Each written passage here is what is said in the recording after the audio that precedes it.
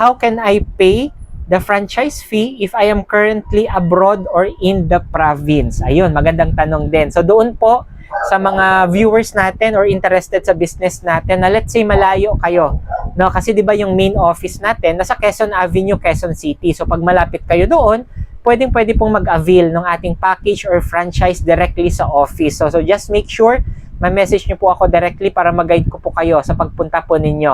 Or if ever naman, kunwari malayo talaga tayo, no? So sa province, nasa Visayas, nasa Mindanao, or OFW tayo, 'di ba? Nasa ibang bansa.